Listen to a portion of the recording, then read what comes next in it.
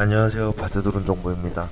오늘 말씀드릴 정보는 초경량 비행장치 조종교육 교관 과정에 대해서 설명드리겠습니다. 먼저 항공교육훈련 포털을 검색하십니다. 검색하신 다음에 여기 위에 상단에 항공교육훈련 포털 사이트에 접속하시면은 이런 창이 나오게 됩니다. 이런 창에서 초경량 드론 교육을 클릭하시고 넘어가시면은 여기 위에 우측 상단에 이제 로그인하고 회원가입인데 제가 이제 편집을 하느냐고 이거를 잘라놨는데, 로그인 및 회원가입을 하시고 나서 화면을 보시게 되면은 이달의 교육 일정, 이과 자격 신청, 교육 신청, 접수 출력 등등등등이 있습니다. 여기서 먼저 이과 자격 신청을 누르십니다. 클릭을 하게 되면은 화면과 같은 화면이 보이실 텐데요. 여기서 개인정보 수집 동의, 그리고 이용 동의서 동의하고 밑에 내리셔서 다음을 누르시게 되면은 이런 이과 자격 신청서가 있습니다. 기본 정보에 교육 분류, 교육 과정, 성명, 생년월일, 전화번호, 휴대폰 번호, 이메일 등을 작성하시고 나서 신청을 누르시면 되는데, 그래서 교육 분류, 이 교육 분류는 화면에서 초경량 비행 장치 교육으로 선택하시고 전문 교관 교육, 집체 교육, 그리고 조종 교육 교관 과정, 무인 멀티콥터로 선택을 하신 후에 이 자격 번호와 이제 취득 연월일은 이제 조종자 자격증에 이제 나와 있습니다. 그래서 그거를 보고 적으시면 되고, 이 운용 기체 비행 경력은, 운용 기체는 이제 본인이 이제 운용했던 기체를 적어주시면 되고, 총 비행 시간, 그리고 발급 기간, 그 발급자를 적으신 후에 동의합니다 하고 신청을 해주시면 됩니다. 그래서 다음으로 넘어가면 이렇게 기본 정보라고 해서 쭈루룩 초경량 비행장치 교육, 전문 교육, 집체 교육, 조종 교육, 교관 과정, 멀티콥터 해서 쭈루룩 해서 확인을 하시고 나서 동의합니다 하고 신청을 누르시면 되겠습니다. 다음은 좌측에 있는 이제 교육 신청 및 조회입니다. 그걸 누르시게 되면은 교육 접수를 누르시면은 교육 유형의 교육 규분, 교육 과정명, 이과 자격 여부 신청 이렇게 있습니다. 확인하시고 나서 이과 자격 여부는 아까 했던 그 자격이 여부가 됐는지 적격인지 부적격인지를 확인하면 되겠습니다. 그래서 교육 신청을 누르시면 이제 날짜, 교육 접수를 하게 되면 이제 날짜가 있는데, 제가 3월달 거는 보니까 이제 꽉 차 있고, 4월달 거를 보니까 13일부터 15일까지 17차 서울대 시흥 캠퍼스에서 진행하는 교육이 있습니다. 이거를 클릭하시게 되면은 이제 화면과 같은 게 보이실 텐데요. 교육, 조종 교육 교관 과정에서 교육 분류, 초경량 장치 교육, 비행 장치 교육, 교육 구분, 전문 교관 교육, 집체 교육. 수강료는 15만 원입니다. 15만 원이고 교육장은 서울대 시흥 캠퍼스. 교육장 주소 찾아가실 때 이거를 적으시면 되겠고요. 정원수가 236명 중에 지금 209명이니까 얼마 남지는 않았습니다. 빨리 신청하실 분들은 신청을 하시고, 교육 일수는 3일입니다. 그래서 2박 3일로 이루어지고 시간은 총 18시간 교육 진행되겠습니다.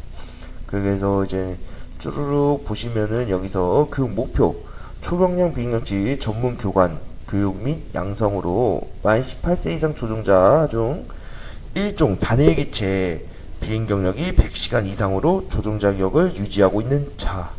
그리고 교육 내용은 항공안전법, 항공사업법, 비행기술법 등 8개 과목이라고 나와 있습니다. 그래서 다음으로 넘어가시면은 접수 신청이 있습니다. 그래서 이제 개인 정보를 이게 작성을 하시고 나서 쭉 보시게 되면은 교육 장소명은 서울대 시흥 캠퍼스, 교육 장소 주소, 그리고 교육 과정명, 그리고 차수 17차수 2022-17, 성명 적고 이제 영문 적고, 소속 부서는 이거는 따로 안 적으셔도 됩니다. 뭐 적으셔야 되는 분들은 뭐 적으셔도 상관없고요. 이거는 이제 따로 안 적으셔도 교육 접수가 됩니다. 그래서 주소 적으시고 수강료 15만 원, 온라인 결제입니다. 그래서 다음으로 교육 접수를 누르시고 다음으로 넘어가시면은 이렇게 결제 창이 나오게 됩니다. 그래서 결제를 해주시면 교육 접수가 완료가 되는데요. 제가 이제 오늘 말씀드릴 정보는 꿀팁입니다. 꿀팁 한 2가지에서 3가지 정도를 말씀드릴 텐데요. 이제 교육 조종 교관 자격증을 이제 보러 가시는 분들이 많이 궁금해 하시는 게 있어요. 그러면서 이제 네이버에 다들 이렇게 쳐보시죠. 조종 자격증 어렵나요? 합격률이 어떻게 되죠? 하면 이제 블로그를 하시는 분들이나 이제 자격 시험을 보신 분들이 어려워요. 아니 뭐 어떻게 해야 되는지 이제 어떻게 설명을 해 주시는데요. 제가 딱 간단하게 말씀드리겠습니다. 3일 동안 놀면 안 된다. 3일 동안 노시면 안 되고요. 그 교수님이 강의를 하실 때 그거를 잘 필기를 해 놓으시고 거기서 많은 문제와 유형들이 나옵니다. 그렇기 때문에 그 수업 시간 때는 절대 졸거나 다른 행동을 하셔서는 안 되고요. 그 수업만큼은 정말 집중하셔서 들으셔야만 혼자 공부할 때 좀 더 수월합니다. 그래서 여기서 팁을 드리자면은 저 같은 경우는 이제 휴대폰 하나를 더 가져가서 녹음기를 켜놓고 각 수업마다 과목마다 그 녹음을 했습니다. 왜냐?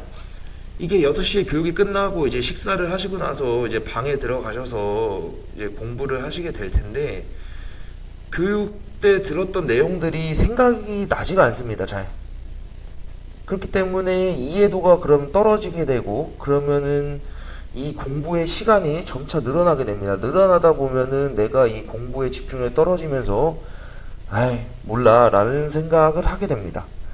그렇기 때문에 제가 말씀드리는 팁은 녹음기를 켜라. 녹음기를 켜셔서 과목별로 녹음을 듣고 녹음을 해서 그 녹음한 내용을 들으면서 다시 한번 복습을 하시면은 조금 더 효과적으로 공부를 하실 수 있다라는 게 첫 번째 팁이고요.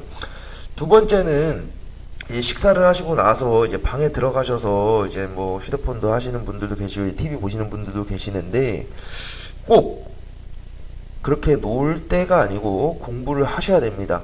왜냐? 이 시험은 난이도가 어려운 게 아닙니다. 난이도가 어려운 게 아니고 지문을 변형시킵니다. 지문을.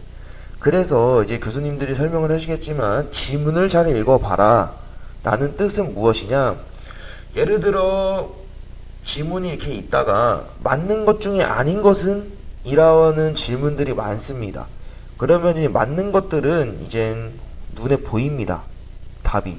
하지만 뒷부분에 맞는 것 중에 아닌 것은 이라는 이 말에 틀리는 경우가 과반수 이상이고 그리고 불합격이 나오시는 분들이 이유가 지문에 대한 이해도가 떨어지기 때문입니다.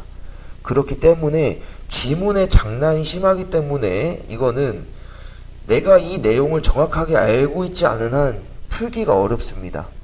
즉,